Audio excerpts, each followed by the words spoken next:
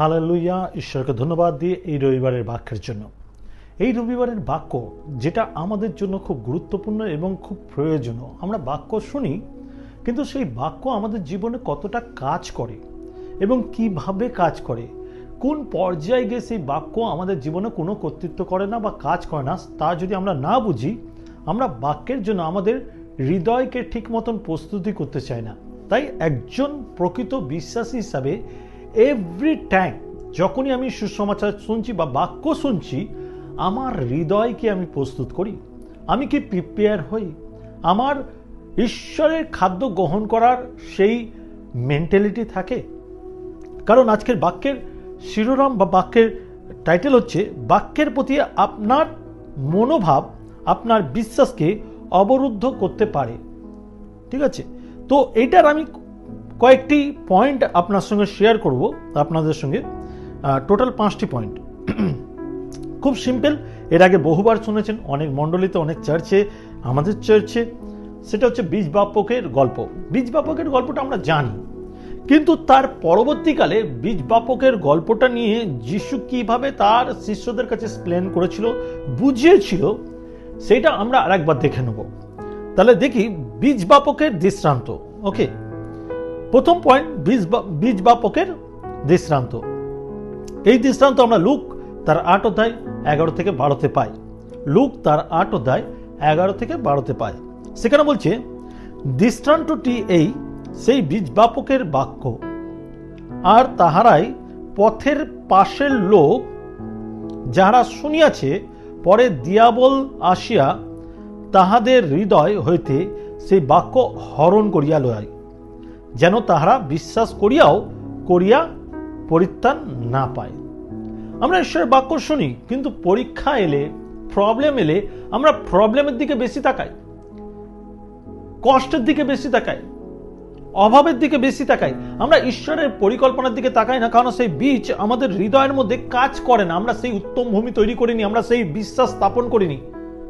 যখন আমরা সেই বাক্যের জন্য আগে থেকে প্রিপেয়ার হই, হৃদয় সেই বাক্য শোনার বা গ্রহণ করার হৃদয় নিয়ে যখন আসি, তখন কিন্তু সেই বাক্য সঠিকভাবে আমাদের জীবনে কাজ করে। যেহেতু আমরা বাক্যের জন্য প্রিপারেশন নিইনি, তাই এই বাক্য আমাদের জীবনে থাকলেও তা কাজ করে না। যেরকম এখানে বলছে, দৃষ্টান্তটি এই সেই বীজ বাপকের বাক্য, আর তাহারাই পথের পাশের লোক যারা শুনিয়াছে। এখানে বলছে যারা শুনিয়াছে, এ নয় যে শুনেনি, এরা শুনেছে, পরে দিয়াবল আসে তাদের হৃদয় হইতে সেই বাক্য হরণ করিয়া নেয়। কারণ অনেক জিনিস আমাদেরকে বাক্য শোনা থেকে বিতাড়িত করে বা বাক্য চুরি করতে ইজি করে। অনেকে মোবাইলে আসক্ত, অনেকে সিনেমার গানে আসক্ত, অনেকে লাইফস্টাইলে আসক্ত, অনেকে রাগ হিংসায় আসক্ত, অনেকে ডিপ্রেশনে আসক্ত। নানা রকম ইয়েতে আমরা রয়েছি, যেখানে আমরা সুযোগ করে দিই শয়তানকে যাতে ইজিলি বাক্য চুরি করে নিতে পারে, যেন তারা বিশ্বাস করিয়া পরিত্রাণ না পায়। এরা কখনো পরিত্রাণ পাবে না, বা এদের কোনো পরিত্রাণের উদ্যোগ নেই। এরা মিরাকেল দেখতে আসে, মিরাকেল না পেলে চলে যায়, কারণ বাক্যের প্রতি তাদের ধ্যান নেই, বাক্যের প্রতি কোনো দৃষ্টিপাত নেই, বাক্যের প্রতিজ্ঞার প্রতি কোনো দৃষ্টিপাত নেই। তারা শুধু মিরাকেল দেখতে চায়। ওকে, 2 নম্বর পয়েন্ট হচ্ছে পথের পারে পড়া বীজ। পথের পারে পড়া বীজ, যেই বীজগুলো পথের ধারে পড়েছিল। লুক তার 8 অধ্যায় 13 পদে বলছে, লুক তার 8 অধ্যায় 13 পদ, সেখানে বলছে, আর তাহারাই পাষাণের উপরে লোক, তাহারাই পাষাণের উপরে লোক যারা শুনিয়া আনন্দপূর্বক সেই বাক্য গ্রহণ করে, কিন্তু তাহাদের মূল নাই। তাহারা অল্প কাল মাত্র বিশ্বাস করে, আর পরীক্ষার সময় সরিয়া পড়ে। আমি আমার লাইফে দেখেছি অনেক বিশ্বাসীকে স্থিরতা বিশ্বাসী নেই। কিছু এমন লোকও দেখেছি যারা আসে, এসে দেখায় এমন যে তারা চার্চে বা ঈশ্বরের রাজ্যের জন্য প্রাণ দিয়ে দিবে, মানে তাড়াতাড়ি বড় হওয়া। নিচের ভিতের প্রতি তাদের কোনো দৃষ্টিপাত নেই, উপরে জাঁকজমক, খুব জাঁকজমক। এইসব লোকরা দেখাতে ভালোবাসে, মণ্ডলীতে এসে দেখাতে ভালোবাসে।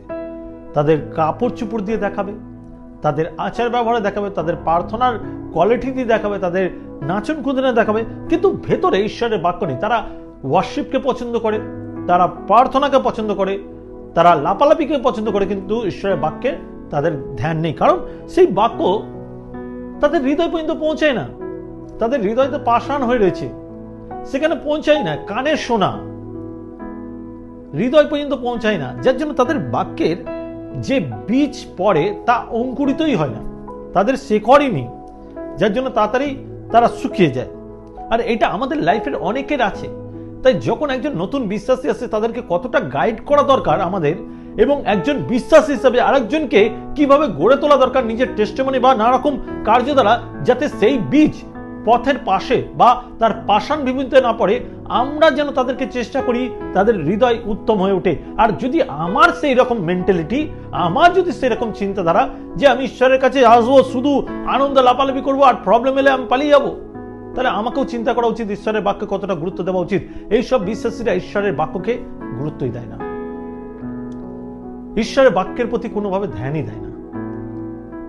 এরা সেই রকম বিশ্বাসী, যখন ঈশ্বরের বাক্য চলে চাইছে তখন তারা বাথরুমে যায়, তাদের ইম্পর্টেন্ট ফোন কল আসে, তাদের প্রিয়জনের কথা মনে আসে, বাইরে বেরিয়ে যায়। এইসব লোক চিরস্থায়ী নয়, চিরস্থায়ী নয়, তারা পালিয়ে যাবে। 3 নম্বর, কাঁটা বনের মধ্যে পড়া বীজ। কাঁটা বন, লুক তার 8 অধ্যায় 14 পদ। আমি একই ইয়েতে রয়েছি, কারণ আজকের যে প্রচারটা সেটা পুরো এই গল্পের উপরে। কাঁটা বনের মধ্যে পড়া বীজ। আর যাহারা কাঁটা বনের মধ্যে পড়িল, তারা এমন লোক যারা শুনিয়াছে, কিন্তু চলিতে চলিতে জীবনের চিন্তা ও ধন ও সুখভোগের দ্বারা চাপা পড়ে এবং পাক ফল উৎপন্ন করে না। মানে সোজা কথা বলতে গেলে এরা সেই ব্যক্তি যাদের জীবনে নানা রকম সুখ আহ্লাদ আছে, তারা আনন্দকে উপলব্ধি করতে চায় এই রকম জগতের মতন। তাদের জীবনে পয়সা ইম্পর্টেন্ট, তাদের জীবনে চালচলন ইম্পর্টেন্ট, তাদের জীবনে নিজেদের স্ট্যাটাসকে মেনটেন করাটা ইম্পর্টেন্ট। ঈশ্বরের প্রতি তাদের কোনো উদ্যোগ নেই, আর এই সমস্ত বিষয়গুলো এদের উপরে চাপ দেয়। আমি একজন বিশ্বাসীর ঘটনা আপনাদের শোনাতে চাই, যে ব্যক্তি এইভাবে, তার ঘটনাটাকে আমি গল্প স্বরূপ বলতে চাই। আমি যে গল্পের মতো আমি বলতে চাইছি, কারণ তার লাইফে রিয়েল হিস্টোরি, কিন্তু আমি গল্পের মতো বলতে চাইছি। একজন ব্যক্তি, একজন মহিলা আমার কাছে আসে, এবং তার জীবনে মেনলি যে প্রবলেমটা যাচ্ছিল সেটা হচ্ছিল ফাইন্যান্সিয়াল ক্রাইসিস, মানে অর্থের অভাব। আর সে মারাত্মক ভেঙে পড়েছিল, এবং সে আমার কাছে আসে এবং বলে, আর আমি ঈশ্বরের বাক্য দিয়ে তাকে বোঝাই কিভাবে ফাইন্যান্সিয়াল দিকে সে যেন স্ট্রং হতে পারে, তার প্রার্থনা লেভেল কি হওয়া দরকার, তার কিভাবে বাক্যের প্রতি বিশ্বাস করা দরকার, ঈশ্বরের চুক্তি কি আছে, ঈশ্বরের পরিকল্পনা কি আছে, সব দেখায়। এবং সে নিজেকে রিবিল্ড করে, ফেথ রাখে, এবং সেই সমস্ত অর্থ সমস্যা থেকে সে বেরিয়ে আসে, এবং তার লাইফ ফুল সেট আপ, সব কিছু পারফেক্ট, ঈশ্বরেতে বিশ্বস্ত, এবং দিন দিন সে আরো আশীর্বাদ পেতে চলেছে, এবং পয়সা যেটা অভাবে ছিল সেটা এখন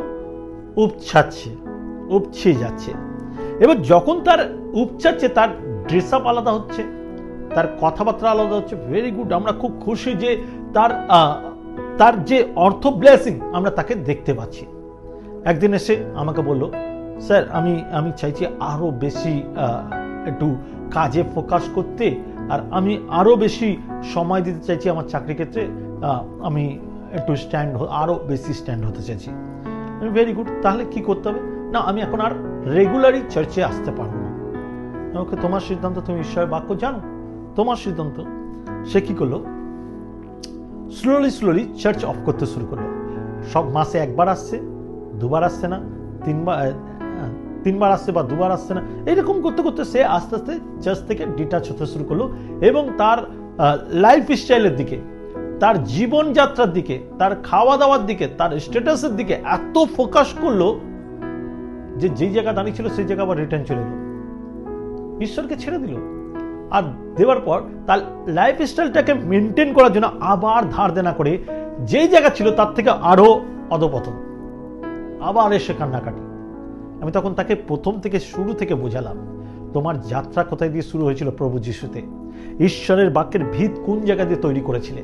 আর কিভাবে ব্লেসিং পেয়েছিলে, সেই ঈশ্বরকে তোমার সুখে তুমি জলাঞ্জলি দিয়েছো, কারণ ওই কাঁটা বন চাপ দিয়ে দিয়েছিল। আর তোমার লাইফ স্টাইলকে, তোমাদের জীবনযাত্রাকে তোমরা গুরুত্ব দিয়েছিলে। আমি বলবো না জীবনযাত্রা লাইফ স্টাইলকে চেঞ্জ করা পাপ, কখনোই না, কিন্তু আমার আয়ত্তের মধ্যে থাকা ততটাই করা উচিত।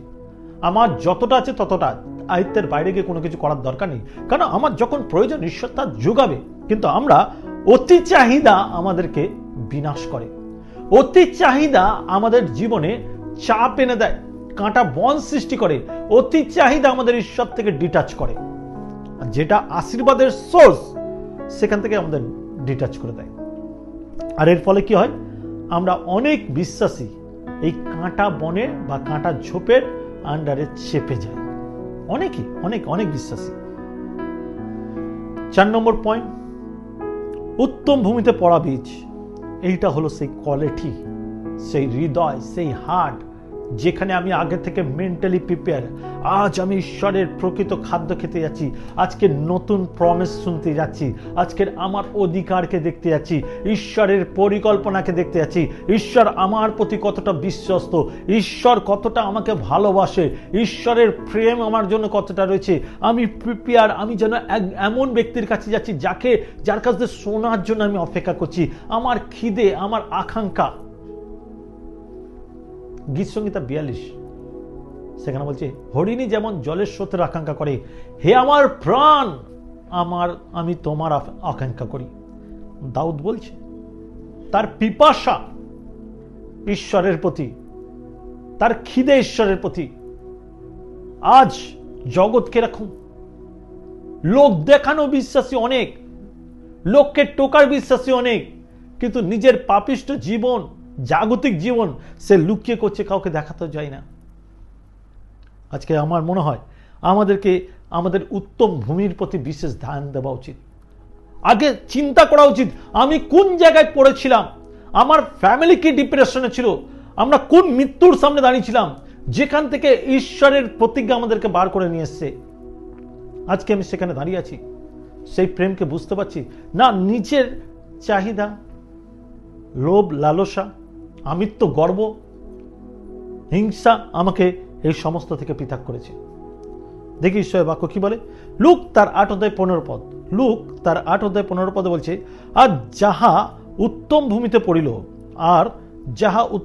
পড়িল তা এমন লোক যাহারা সৎ এবং উত্তম হৃদয়ে বাক্য শুনিয়া ধরিয়া রাখে এবং ধৈর্য সহকারে ফল উৎপন্ন করে। ধৈর্য সহকারে, তাড়াহুড়ো করে না। প্রভু আমি আজ প্রার্থনা চেয়েছি, আমার কাল উত্তর চাই। প্রভু আমি আজ প্রার্থনা চেয়েছি, 1 সপ্তাহের মধ্যে উত্তর চাই। আমি তোমাকে চ্যালেঞ্জ করতে চাই, আমি তোমাকে দেখতে চাই। প্রভু আমি কাল পর্যন্ত অপেক্ষা করব, আমি পরশু পর্যন্ত অপেক্ষা করব, তারপরে তোমাকে ছেড়ে দেবো। ঈশ্বরকে ধমকি দেওয়া। উত্তম ভূমি ধৈর্য সহকারে থাকে, সে জানে আমার জন্য ঈশ্বর বেটার প্ল্যান করে। বাইবেল বলে তুমি আমার ধার্মিকতার রাজ্যে চিন্তা করো, তোমার যা কিছু প্রয়োজন আমি যোগাবো। ঈশ্বরের জন্য চিন্তা করা, যে আমার ঈশ্বর বিশ্বস্ত ঈশ্বর, আমার ফিউচার তিনি রেডি রেখেছে। আমি জানি আমার ফিউচারের জন্য তিনি সবকিছু প্রস্তুত করছে। আজ আমরা হার মানলে হবে না। আমাদের বিশ্বাসের ভূমিকে, আমাদের হৃদয়কে, আমাদের উত্তম ভূমিকে প্রতিনিয়ত যত্ন করার প্রয়োজন। চারিদিক দিয়ে তাড়না দিবে, চারিদিক দিয়ে চাপ আসবে, চারিদিক দিয়ে ভেঙে দেওয়ার চেষ্টা করবে, কিন্তু যত্ন করার দায়িত্ব আমার ভূমি, আমার উত্তম ভূমি যেন উত্তম ভূমি থাকে। কোনো কিছু চাপ আমার উত্তম ভূমিকে যেন নষ্ট না করে। আমাকে ঈশ্বর যে ভূমি দিয়েছে সেই ভূমি আমার হৃদয় ঈশ্বরের বাক্যের জন্য যেন ক্ষুধিত এবং তৃষ্ণার্ত থাকে, আর আমরা প্রতিনিয়ত ঈশ্বরের বাক্য দ্বারা যেন সেজে উঠতে পারি। আমার একটা গানের কথা মনে পড়ে, সিদ্ধ হোক ইচ্ছা না তো মারি, তুমি তো কুমোর আমি মাটি। ঈশ্বর কুমোর, আমি মাটি, আর আমরা অপেক্ষা করছি তার নকশায় গড়ার জন্য।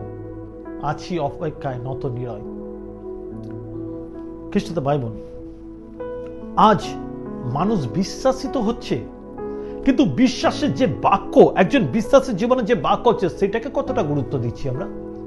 বাক্য শোনা, amen, hallelujah, praise the lord বলাটাই কিন্তু বাক্যকে গুরুত্ব দেওয়া বলে না। বাক্য শুনে নিজের জীবনকে পরিবর্তন করাকে বলে বাক্য শোনা। একটা গান আছে, বাক্যের কার্যকারী হয়, গানের কথাটা হচ্ছে বাক্যের কার্যকারী হও, নিজেকে ভুলাইয়া শ্রোতা হইও না। বাক্যের কার্যকারী, শ্রোতা হইও না, শোনার লোক হইও না, কার্যকারী লোক হও। ঈশ্বরের বাক্য যদি শুনছো, তোমার লাইফে যেন সেই বাক্য কাজ করে। আমেন।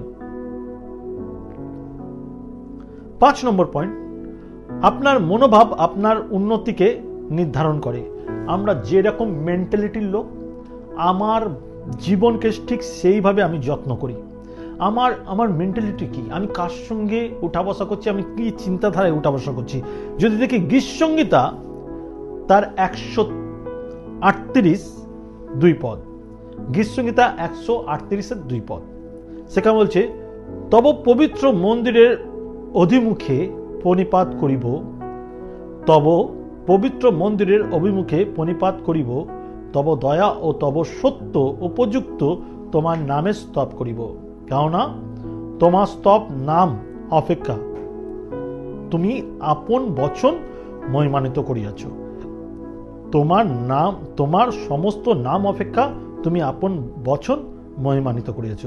এখানে আরেকবার বলছি, তব পবিত্র মন্দিরে অভিমুখে প্রণিপাত করিব। আমরা শুধু ঈশ্বরের কাছে মাথা নত করব, তার দয়া, তার সত্য, তার কাছে তার স্তব করা এবং তার অপেক্ষায় থাকা। তিনি আমাকে মহিমান্বিত করবে। আমি কোনো মানুষের কাছে নিজেকে সমর্পণ করিনি। তার বাক্য আমাকে সাজায়, তার বাক্য আমাকে তৈরি করে, তার বাক্যের প্রতি স্থির থাকলে তিনি আমাকে উঠে দাঁড় করায়, কোনো মানুষ না। তাই নিজেকে ঈশ্বরের কাছে সমর্পণ করা গুরুত্বপূর্ণ। একজন বিশ্বাসী হিসাবে লোক দেখানো, কাপড় পরা বিশ্বাসী হবেন না। ঈশ্বরের বাক্যের ভিতের বিশ্বাসী হন, নিজের হৃদয়কে পারফেক্ট ভূমি করে তুলুন। আমেন। এই বাক্যের 3টি পয়েন্ট আমি আপনার কাছে তুলে ধরতে চাই, যেই পয়েন্ট নিয়ে আজকের এই বাক্য হচ্ছে। প্রথম পয়েন্ট হচ্ছে, প্রথম বিভাগটি তাদের প্রতিনিধিত্ব করে যারা বাক্যের সাময়িক শ্রোতা মাত্র। একটি বাক্যটি কখনই তাদের মধ্যে প্রবেশ করে না। এটা সেই লোক যাদের মধ্যে ঈশ্বরের বাক্যতা আসে, কিন্তু তাদের বাক্য কখনো প্রতিনিধিত্ব করতে পারে না, বা তারা বাক্যের শোনায় না। দ্বিতীয় নম্বর হচ্ছে, এমন লোকদের প্রতিনিধিত্ব করে যাদের হৃদয়কে উদ্যোগ, দুশ্চিন্তা ও অর্থের প্রতি ভালোবাসায় পূর্ণ। এটা শয়তান কর্তৃত্ব করে আর কি, যারা এই সমস্ত লোভে রয়েছে। এবং তৃতীয় বিভাগ তাদের জন্য যারা ঈশ্বরের বাক্যকে সম্মান করে, রেসপেক্ট করে। খ্রিস্টান ভাই বোন, আজকের এই বাক্য আমি বিশ্বাস করি আপনাকে সতেজ করেছে, মজবুত করেছে এবং আপনার জীবনকে সাজিয়ে তুলেছে। আমি চাই আপনার হৃদয় উত্তম ভূমি হোক, আপনার জীবনে যেন ঈশ্বরের বাক্যর মূল্য থাকে, আপনি যেন একজন শ্রোতা না হন, আপনার জীবনে যেন ঈশ্বরের বাক্য গুরুত্ব হয় এবং গুরুত্বপূর্ণ হয়, এবং ঈশ্বরের বাক্য দ্বারা আপনি সেজে উঠুন, এবং যেন আপনি সেই অস্ত্র নিয়ে লড়তে পারেন। আসি আমরা প্রার্থনা যাই আপনার জন্য। পবিত্র পিতা, আমি প্রার্থনা করি এই মুহূর্তে যতজন এই বাক্য শুনছে, প্রত্যেকের হৃদয়কে স্পর্শ করো। শ্রোতা ব্যক্তি নয়, কিন্তু যেন আমরা কার্যকারী ব্যক্তি হতে পারি, তোমার বাক্যকে রেসপেক্ট করতে পারি, মানুষকে সন্তুষ্ট করার জন্য বিশ্বাসী না হই, বিশ্বাসী এমন বিশ্বাসী হতে পারি যেখানে তোমার জন্য স্থির হতে পারি। প্রভু, আমার দুরকম জীবন যেন না হয়, আমরা যেন একরকম জীবনযাপন করতে পারি পিতা, তোমাতে স্থির থাকতে পারি পিতা। এই বাক্যকে যতজন শুনলো প্রত্যেককে তুমি আশীর্বাদ করো, বাক্যের ভিত দাও, এবং তাদের ফিউচারে তুমি তাদের সঙ্গে আনন্দের সঙ্গে যেন তারা নিজের জীবন কাটায় এবং তুমি যেন তাদের সঙ্গে থাকো। প্রার্থনা করি সমস্ত শ্রোতা বন্ধু যেন বাক্যের কার্যকারী হয়। সমস্ত প্রার্থনা পাই কাছে রাখি, যিশু নামে এই প্রার্থনা চাই, আমেন। সাথে মনে করে দিতে চাই, এই প্রচার যারা যারা শুনছেন প্রত্যেকের আপনাদের সঙ্গে আমাদের সম্পর্ক বা আমাদের এই মণ্ডলীর সম্পর্ক ঈশ্বরের বাক্যের গুরুত্ব বাড়াবার জন্য যে আপনার প্রশ্ন উত্তর সব কিছুর জন্য আপনি আমাদের SMS করতে পারেন। আমাদের দেখুন নিচে হোয়াটসঅ্যাপ নাম্বার কন্টিনিউ প্রথম থেকেই রয়েছে, সেই হোয়াটসঅ্যাপ নাম্বারে আপনি মেসেজ করতে পারেন, বা ওটাই টেলিগ্রাম নাম্বার আছে সেখানেও মেসেজ করতে পারেন, ওটা কলিং নাম্বারও আছে সেখানেও মেসেজ করতে পারেন, নর্মাল মেসেজও করতে পারেন। এছাড়াও আমাদের ইউটিউব চ্যানেলে আপনি কমেন্ট বক্সে গিয়েও কমেন্ট করতে পারেন। যদি কোনো বিদেশ থেকে আপনি বাঙালি অথচ এই বাক্য শুনছেন, আপনার ভালো লাগছে, অবশ্যই আমাদের জানাবেন, সেই দেশের জন্য আমরা প্রার্থনা করব। এবং আপনি আমাদের যদি পার্টনার হতে চান, এই পার্টনারশিপ পেতে গেলে আপনাকে শুধুমাত্র একটা কাজ করতে হবে, ঈশ্বরের বিশ্বস্তভাবে এই বাক্য আপনি অন্যকে শেয়ার করে দিন। আমরা যে কাজ করছি আপনিও সেম কাজ করছেন, আর যখন একই কাজ করছি তখন আমরা পার্টনার, আর ঈশ্বর সেম আশীর্বাদে পরিপূর্ণ করবেন। ভালো থাকবেন, সুস্থ থাকবেন। এই বাক্য যেন আপনার জীবনে অনেক অধিকার আশীর্বাদ নামিয়ে আনে। সবাইকে জয় যিশু।